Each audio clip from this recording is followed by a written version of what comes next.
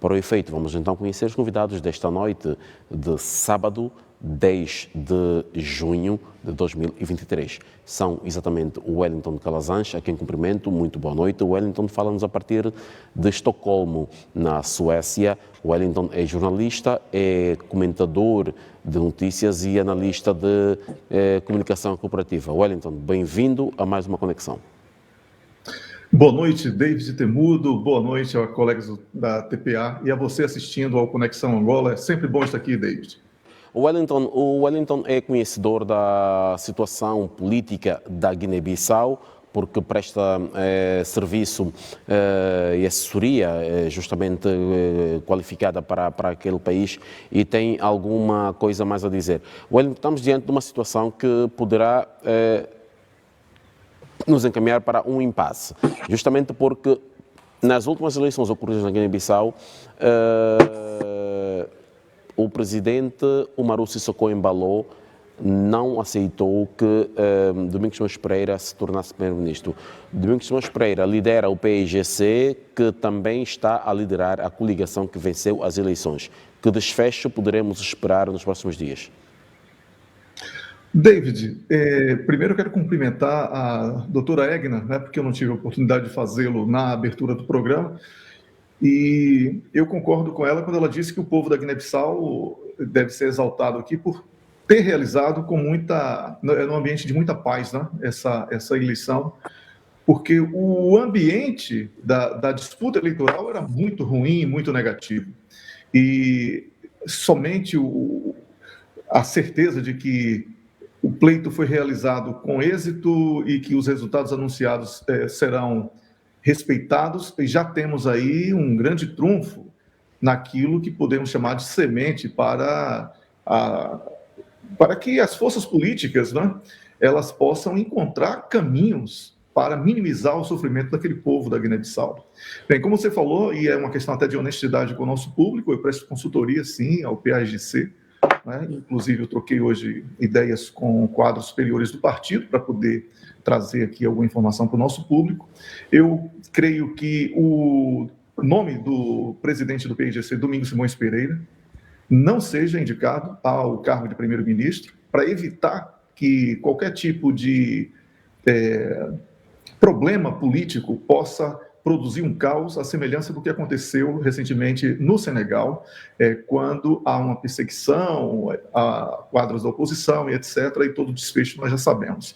Então, David, eu acredito que os nomes poderão ser ali dos quadros superiores do PAIGC, porque é o partido que mais fez deputados na coligação Pai Terra Arranca, que foi a vencedora, uma expressão aí em crioulo, e o Geraldo Martins, por exemplo, que foi ministro das Finanças e é premiadíssimo no continente africano como um dos grandes quadros na área da economia, a doutora Odete Semedo, que foi ministra do Aristides Gomes, do então primeiro-ministro Aristides Gomes, e que também é bastante preparada para ocupar um cargo, num desafio maior, mas o nome do Domingos Simões Pereira eu acho que vai ser preservado para evitar, nesse exato momento em que a população está de prontidão e está realmente de stand-by, na expectativa de que o nome dele seja anunciado pela coligação vencedora, mas para evitar que haja aí um problema maior e que o país fique mergulhado num novo caos político, eu acho que dificilmente o nome dele será apresentado. Poderá haver surpresa e o nome dele ser apresentado, mas eu não acredito que isso venha a ocorrer, porque os desafios são muito grandes, David, na Guiné-Bissau. Os desafios são enormes e existe ali fome, miséria, existe a questão da comercialização da castanha de caju, que teve preços absurdamente baixos e que prejudicou todos os produtores, e é preciso corrigir isso, ainda há tempo para isso, muito pouco tempo, mas ainda há tempo. O acesso ao arroz, que é a principal fonte de alimentação, que está extremamente restrito. Então, os desafios são muito grandes na economia, nas questões sociais, os hospitais não estão em funcionamento, o ano escolar está ameaçado. Então, eu vejo que a coligação Pai Terra Arranca, que foi a vencedora, ela obteve essa vitória como uma esperança que o povo depositou nas urnas para a transformação dessa situação que é dramática. Wellington, falou aqui dessa questão do stand-by. Vamos voltar para a questão política na Guiné-Bissau. Parece-lhe que, por exemplo, neste momento, a coligação Pai Terra Arranca poderá preservar o nome de Domingos Simões Pereira para levá-lo para voltar a concorrer nas próximas presidenciais, ao invés de indicar o seu nome para primeiro-ministro agora? É uma das possibilidades também, e é uma das razões para que o nome dele possa não ser, atenção, não estou confirmando que não será, mas que possa não ser apresentado para o cargo de primeiro-ministro. Porque, David, de uma maneira muito honesta, se a coligação Pai Terra Arranca fizer qualquer coisa, por mínimo que seja, e por menor que seja o esforço, já será muito mais do que a situação atual com o governo que aí está. Então, isso já vai fazer com que a popularidade do Domingos Simões Pereira, que é muito grande, só aumente, e que ele esteja livre, né, daquela zona de turbulência política, e ele possa aparecer nas presidenciais como o grande nome e possa ser um vencedor, sem dúvida alguma. Wellington, e a leitura que faz do discurso de Umaru Sissoko Embalo, portanto, faz um discurso logo após a divulgação dos resultados, assume os resultados, mas não faz uma assunção direta da derrota. Sabemos que, por exemplo, o Madem G15 é um partido, uma coligação de partidos que apoia o presidente e que foi, se assim se pode dizer, a grande derrotada nestas eleições. O presidente fala de uma forma genérica, fala que ganharam os guineenses, ganhou o país, ganhou a democracia, mas não assume esta derrota de forma clara. E diz que agora é para frente e é para aceitar aquilo que o povo decide nas urnas. Ele não tem outra opção. O fantasma de Senegal está assustando ele. O cenário político no Senegal é uma referência daquilo que ele sabe que pode importar para a realidade política na Guiné-Bissau neste momento. Para que você tenha uma ideia, David, o primeiro-ministro Nuno Nambian, ele quase não foi eleito deputado e foi o único deputado do seu partido, o APU. O Madem G15 perdeu várias cadeiras e é um partido que é um braço dissidente do PAIGC, e eu tenho informação, de que mais de 8 deputados do Madem querem regressar ao PAIGC. Então, a situação política do Umaru Sissoko Embalo é extremamente vulnerável, frágil, na medida em que ele perdeu o padrinho político, que é o presidente Macky Sall, de Senegal, e também ele perdeu o apoio interno popular e, consequentemente, da comunidade internacional, que não vai aceitar, sob hipótese alguma, esse tipo de transtorno na vida do povo guinense, que já vem sofrendo sobremaneira. Wellington, mais uma questão para si, quanto a essa questão, mas agora relacionando a uma outra. Por exemplo, o presidente Umaru Sissoko Embalo é citado nas várias fontes internacionais e de notícias como tendo como âncora principal, a nível da CEDEAO, o Senegal. O Senegal vive uma crise política intensa. E que futuro se pode esperar da Guiné-Bissau agora? Porque o país realizou eleições de forma pacífica e ordeira, decorreram muito bem, segundo os observadores e aquilo que a mídia internacional vai passando, mas que o que se está a temer é o chamado day after. É exatamente isso, porque esse ambiente que você acabou de descrever do Senegal é um ambiente que pode contaminar todos os países ali da região, né? Porque um país que tem um poder de influência muito grande sobre todos os outros, inclusive sobre a Guiné-Bissau. E do ponto de vista político, David, como falei, o atual presidente, o Sissoko Embalo, ele perde muito com essa confusão, usando a palavra angolana, muito comum, né? Que está acontecendo no país vizinho. Porque isso inspira, de certa forma, o povo da Guiné-Bissau a estar nesse stand-by que eu falei há pouco, para que aquilo que foi manifestado nas urnas seja respeitado na composição do novo governo e, consequentemente, na busca de soluções para os graves problemas vividos ali no país. Então, David, é esse o cenário e eu acredito sim que o caos que está instaurado no Senegal esteja sim influenciando no comportamento do presidente Sissoko Embaló. Wellington, a mesma questão colocada assim, com um acréscimo. Na realidade africana, nos últimos 50 anos, vamos constatando que a concentração do poder na figura do chefe de Estado é o maior garante da estabilidade nacional, onde se tentou experimentar situações diferentes, como se vive, por exemplo, noutras latitudes, que é o caso do Ocidente, em África correu mal. Estamos diante de mais uma realidade, uma situação que nos vai levar a mais um debate sobre a revisão constitucional na Guiné-Bissau? Sem dúvida, principalmente a questão dos poderes de um presidente da República para a nomeação de um governo. Como a professora Egna colocou, é muito constrangedor para um bloco que é vencedor das urnas ter o nome indicado para o cargo de primeiro-ministro barrado por um presidente que não participou daquela eleição. Então, é uma coisa totalmente incompatível com a aspiração do povo.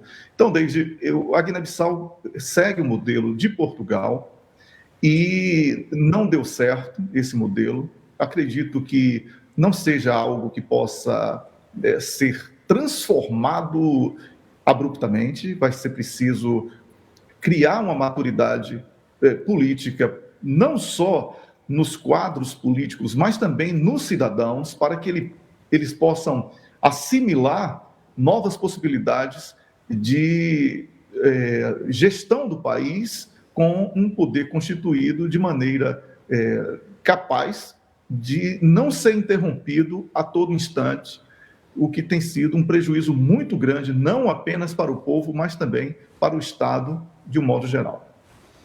Obrigado, Wellington. Wellington, estamos aqui diante de situações que tentarei colocá-la em questões para si da seguinte maneira. Está em curso, segundo o Ocidente, a contraofensiva, mas que está a correr mal a Ucrânia. Temos esta questão da missão de paz africana, que deverá seguir para Moscou e Kiev na próxima semana, liderada pelo presidente Cyril Ramaphosa, da África do Sul. E tem a questão da Ucrânia, que, por exemplo, diante de todas as iniciativas de paz externas, diz que não há pré-condição para um acordo de paz. Portanto, a Ucrânia diz que a condição para se sentar à mesma mesa com Vladimir Putin é que a Rússia volte a devolver, passar redundância, os territórios agora anexados à Rússia. Incluindo a Crimeia. Professora, muito bem apontado. Portanto, são as 4 regiões do sul da Ucrânia, incluindo a Crimeia. Pois é, essa proposta ucraniana, ela inviabiliza qualquer possibilidade de acordo de paz. Acredito que a missão africana já é uma grande vencedora, na medida em que tira o continente africano daquela condição de um continente periférico. Que é visto exatamente de forma periférica ou secundário, vamos usar uma expressão que possa até parecer um pouco agressiva, porque de maneira muito honesta temos que compreender que é dessa maneira que o continente é visto por alguns setores, né? Fora do continente, obviamente. Então, o que acontece, David? O Acordo de Minsk tem que ser sempre trazido para qualquer análise sobre essa questão da Ucrânia e Rússia, porque aquela população, né, que estava sendo atacada e que tem uma origem ou uma aproximação com a Rússia muito mais intensa do que com a própria Ucrânia, ela vinha sendo dizimada. Foram praticamente 14 mil mortos e mais de 23 mil pessoas gravemente feridas, entre situação aí de problemas humanitários e deslocamentos e outras coisas que sabemos que aconteceram e que são de extrema gravidade. Então, um acordo de paz proposto, com o aval, inclusive, da Rússia, não é? Pelos africanos, é uma atitude louvável do conjunto de países e que nós precisamos torcer para que funcione.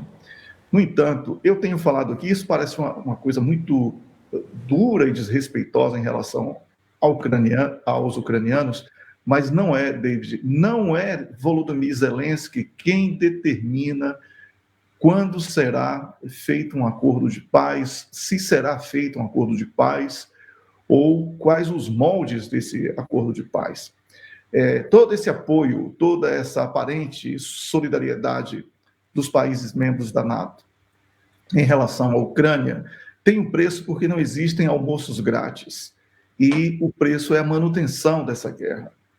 Só que os sucessivos fracassos no campo de batalha começam a criar uma condição muito ruim e insuportável para os países que apoiam a Ucrânia hoje, especialmente a Alemanha, que está em recessão técnica na economia e que o primeiro-ministro Olaf Scholz já disse que deverá entrar em contato com Vladimir Putin nos próximos dias, o que já é um indício de que algo diferente tem que ser feito, porque, caso contrário, só vai restar à Rússia o avanço no campo de batalha, ultrapassando aquilo que foi chamado inicialmente de operação especial para uma declaração de guerra, e com isso a Rússia domine mais e mais territórios para que possa ampliar a distância entre Kiev e a Rússia, porque no discurso do presidente Zelensky não há nenhuma outra chance para a Rússia que não seja o avanço. Então, David, precisamos entender também que a NATO está envolvida com esta guerra, né, resgatando agora como último recurso somente a possibilidade de envio de tropas, já que essa contraofensiva ela não preencheu as expectativas que foram grandes, né, e que foram criadas a todo instante, não só pela imprensa, mas também por autoridades e militares de todos os países. Então, David, eu acredito que a Rússia esteja se utilizando aí desse laboratório que acabou sendo transformado o campo de batalha na Ucrânia para aperfeiçoar as Forças Armadas, inclusive com as técnicas que são transferidas do Grupo Wagner para as Forças Armadas russas, para além dos equipamentos, e os russos, ao longo destes 16 meses aproximadamente, desse conflito na Ucrânia, eles estão cada vez mais fortes, mas também precisam pôr um ponto final nesta disputa no campo de batalha para que o país não entre também num mergulho de ameaça econômica e outras instabilidades. Então, David, é uma situação muito delicada, há uma escalada visível, porque a contraofensiva ela tem sido anunciada como já iniciada e, ao mesmo tempo, a resposta esperada não foi conquistada. Então, se o Ocidente continuar insistindo com a incapacidade do diálogo e a impossibilidade de respeitar determinadas demandas da Rússia, que é até aqui a grande vencedora no campo de batalha, dificilmente a expressão escalada deixará de ser citada por nós aqui no programa. Wellington, esta semana também foi comemorado o Dia Nacional da Rússia e, mais uma vez, e muito esperado, foi ouvido e acompanhado por todo o mundo a comunicação do presidente Vladimir Putin. O presidente acabou por fazer uma assunção do número de baixas de soldados russos na Ucrânia. Portanto, Putin tendo dito que morreu um soldado russo a cada 3 mortos ucranianos, o que dá 1 por 3 numa conta, numa matemática aberta e geral. E também aqui o presidente a dizer que esta contraofensiva está a acontecer, mas que, embora a Ucrânia não assuma, o Ocidente já assumiu, e que vai ser mais uma falha, mais um falhanço da Ucrânia, e que no andar desta carruagem, pelo andar da carruagem, a Rússia vai continuar o seu avanço no ataque a várias localidades ucranianas. É isso mesmo, David. Temos que lamentar aqui pelo povo ucraniano, não é? Porque é a grande vítima de tudo isso. Aqui é uma questão, nós somos humanos e somos pacifistas. Não estamos aqui torcendo por uma guerra. Guerra não há vencedor. Tá? Então, no campo de batalha, a Rússia tem obtido um melhor resultado porque soube se utilizar de técnicas e equipamentos que possui para poder conquistar o espaço aéreo, em primeiro lugar, que foi o que praticamente inviabilizou uma reação ucraniana já no terceiro dia da guerra. E, como você falou, a derrota que tem sido prenunciada para o avanço, né, a contraofensiva, era essa expressão que eu queria lembrar, não é uma derrota da Ucrânia, é uma derrota da NATO, David. Porque aqui estamos falando sobre aquelas armas que ocuparam todos os noticiários, toda a imprensa de um modo geral, especialmente do Ocidente.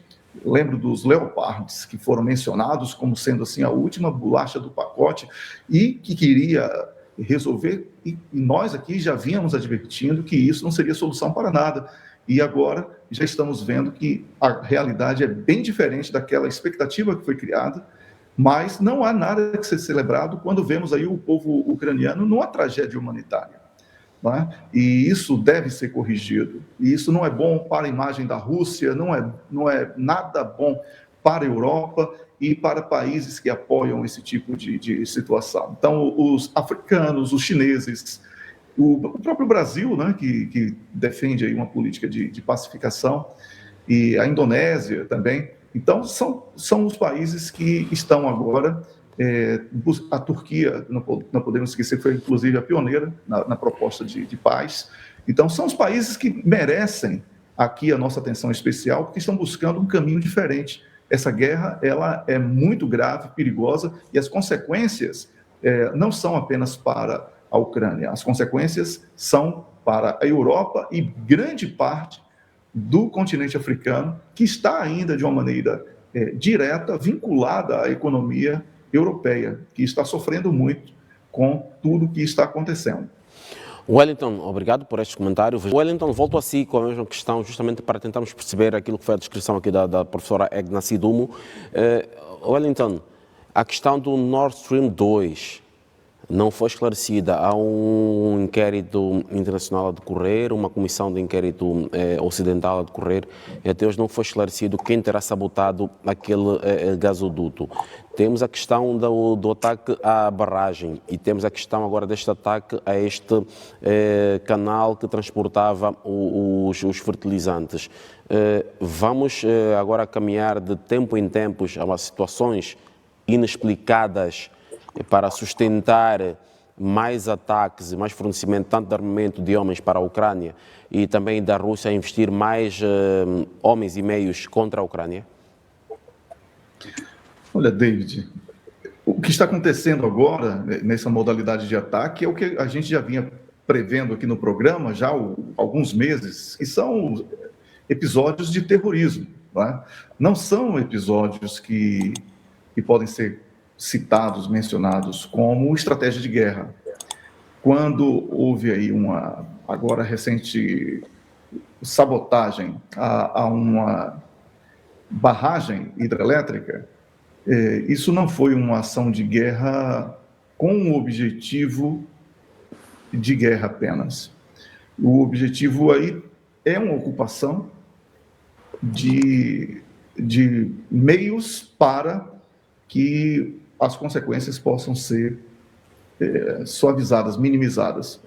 Mas essa disputa hoje que existe em torno da autoria, por exemplo, né, tem sido discutido aí, quem foi que derrubou a barragem. Bem, eu acredito que numa área sob total controle da Rússia, dificilmente a Rússia iria querer causar um prejuízo para ela mesma. A mesma coisa eu digo sobre o Nord Stream 2. A Rússia não teria nenhuma razão de destruir uma infraestrutura que é sua e que era uma fonte de receita absurdamente alta, e todos ainda tentam levantar a possibilidade de ter sido a própria Rússia quem sabotou uma infraestrutura. Aí você tocou na questão dos fertilizantes. Os fertilizantes, eles são indispensáveis para a produção no agronegócio, que é um commodity indispensável para a alimentação do planeta. Quando esse problema de acesso ao fertilizante ele é adicionado a uma guerra, o que acontece é o envolvimento direto e indireto de diferentes países nessa guerra, David. E aí é que está a gravidade do problema. Porque estamos aqui, e você deve recordar que há 3 meses foi tema de debate aqui no Conexão Angola, a ameaça da crise alimentar decorrente da perda total de acesso aos alimentos oriundos de Ucrânia e Rússia, e também dos fertilizantes, que iria afetar a produção em outras partes do planeta. Chegamos agora a essa ameaça, David.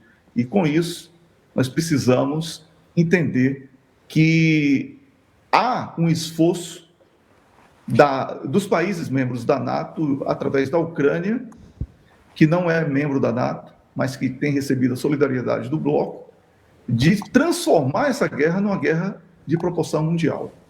E isso está acontecendo de uma maneira lenta e gradual, mas está acontecendo, ainda que as derrotas no campo de batalha sejam visíveis. Wellington, vamos agora para um outro capítulo deste mesmo problema, que tem que ver com o anúncio de Moscovo, na última quinta-feira, de que a Rússia, a 7 de novembro de 2023, portanto este ano, vai abandonar o Tratado sobre Armas Convencionais. Ou seja, estamos a falar de um documento que vigora desde 1990, quando da queda do Muro de Berlim. Portanto, a antiga União Soviética detinha um arsenal convencional muito superior aos restantes países da Europa, e foi então assinado esse tratado que limitava o número e a quantidade de arsenal que cada um dos países membros devia ter. A Rússia diz que este documento hoje está ultrapassado e não é usual, e que deu mais 5 meses, 6 meses, aliás, para pôr fim a esse tratado. A Rússia vai sair do Tratado de Armas Convencionais da Europa. Pois é, e com isso a insegurança no planeta estará instaurada. Não é? Não por culpa dos russos, porque, como temos falado, é uma questão de subsistência. Ou a Rússia se defende ou ela deixa de existir diante desse cenário que foi apresentado.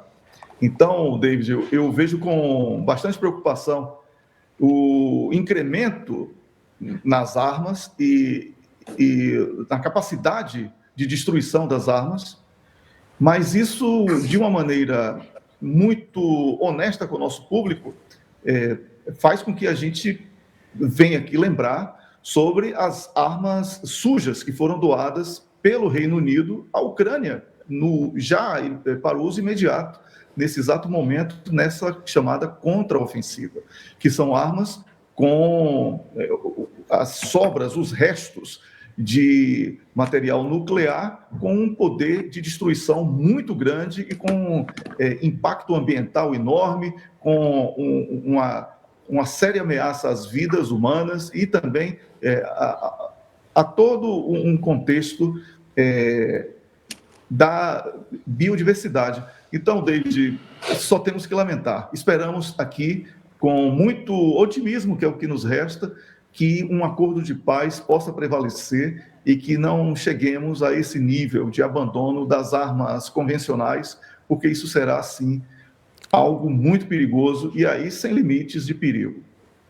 Wellington, ainda sobre a mesma questão, falou que é professora e aqui remetendo-nos para a questão da Segunda Grande Guerra Mundial, é assim que é descrita. Estamos diante de um cenário que nos pode levar a isto, ou por exemplo, chegando aos extremos, o uso de arsenal nuclear? David, essa existência da NATO após a queda da antiga União Soviética, ela já é um processo que remete a um avanço para uma guerra de grandes proporções, né? Porque não há nenhuma razão de existir a NATO. Então, quando falamos agora sobre guerra, a Segunda Guerra Mundial, a Segunda Guerra Mundial foi um caso mal resolvido da Primeira Guerra Mundial.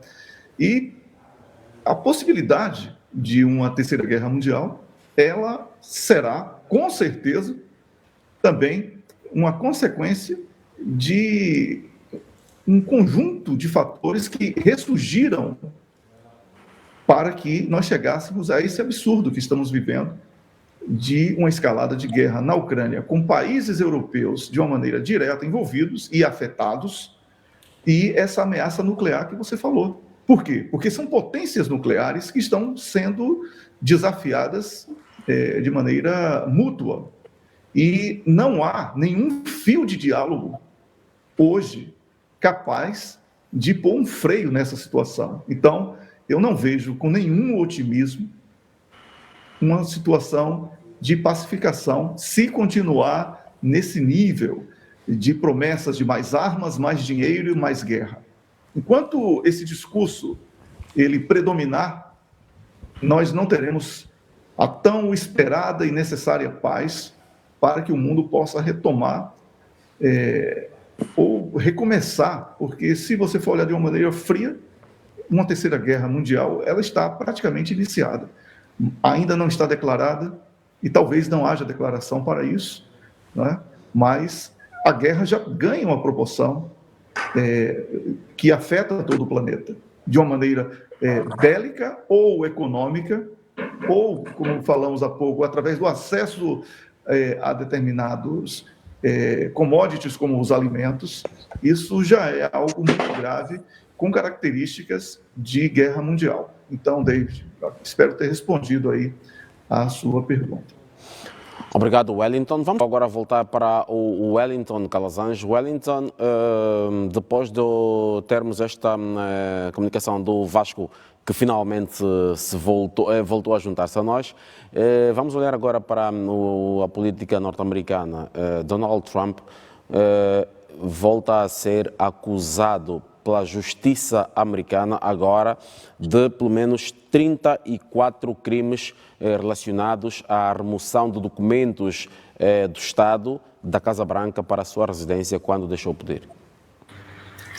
David, eu considero que as instituições norte-americanas estejam aparelhadas nesse momento e que há uma perseguição política ao Donald Trump. Inclusive, estão fazendo com o Donald Trump aquilo que acusaram que ele iria fazer, né? Disseram que ele seria uma pessoa que iria perseguir os seus desafetos políticos, e o que não foi confirmado nos seus 4 anos de administração. Longe de querer defender Donald Trump, que eu considero uma figura extremamente controversa e que pouco contribuiu para o melhoramento da política internacional, mas pelo menos ele não promoveu guerras, isso também não podemos tirar esse mérito, né? Mas é aí um nome fortíssimo para a disputa eleitoral norte-americana, e existe um esforço muito grande por parte dos democratas, que é o partido no poder nos Estados Unidos da América, para que a candidatura de Donald Trump esteja inviabilizada. Eu vejo com muita preocupação porque os Estados Unidos da América se apresentam como a grande referência da democracia no planeta.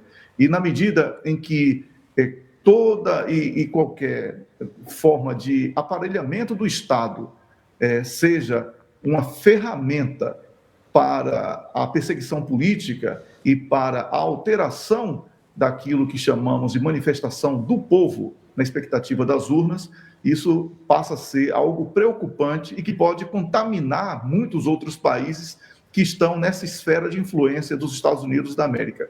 Então, David, eu não tenho nenhuma razão para defender o nome de Donald Trump, para além daquilo que eu mencionei, de ele não ter promovido guerras, não é? Mas não vejo com bons olhos essa visível perseguição a ele do ponto de vista político, na busca de processos para que ele esteja inviabilizado do ponto de vista legal a concorrência nas próximas eleições.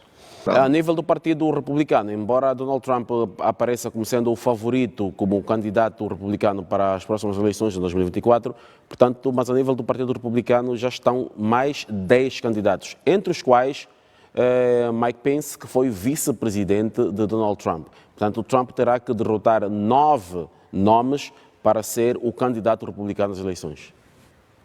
É uma disputa que, se ele conseguir superar, né, ele já vai forte para a disputa eleitoral. Né? Então, eu vejo que existem diversas franjas dentro do Partido Republicano hoje, e isso constitui também uma consequência natural daquilo que vem acontecendo com o Donald Trump nessa exposição negativa da imagem dele através desses processos que estão sendo instaurados contra ele. Então, David, fica muito ruim para o Partido Republicano estar com a sua unidade consolidada quando nas prévias são tantos nomes. No entanto, acredito que nos Estados Unidos da América hoje, e isso eu tenho feito essa denúncia aqui repetidas vezes, o que os patrocinadores decidirem, não é aquilo que vai ser apresentado para o povo como opção. E eu vejo que o patrocinador está muito inclinado para apenas 2 nomes, que são o DeSantis e do próprio Donald Trump. Então, essa vai ser a disputa norte-americana dos republicanos. Nesses 2 nomes, todos os outros são nomes apenas periféricos que querem uma projeção e barganham muito mais questões pessoais do que uma disputa real de poder dentro do partido, David.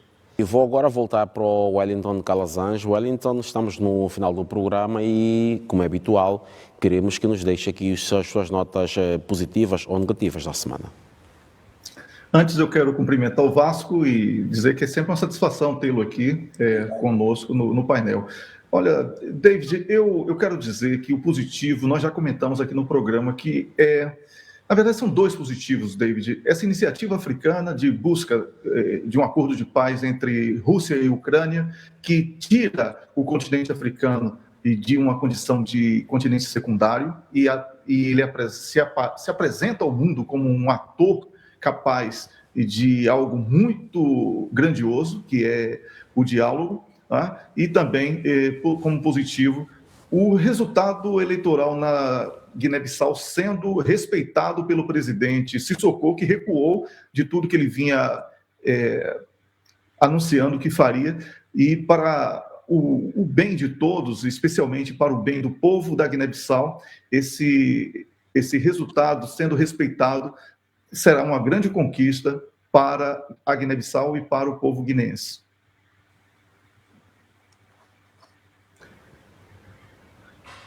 Por favor, o David está sem som. Se houver, Wellington, o seu negativo. Não, eu falei que eu só queria os 2 positivos, o mundo está já cheio de negativo aí, tá bom de tudo. Muito bom quando a produção noticiosa internacional a nível da semana só dá positivo. Também agradeço ao Wellington Calazans, que, como sempre, nos fala de Estocolmo, na Suécia. Obrigado e boa noite, até a próxima.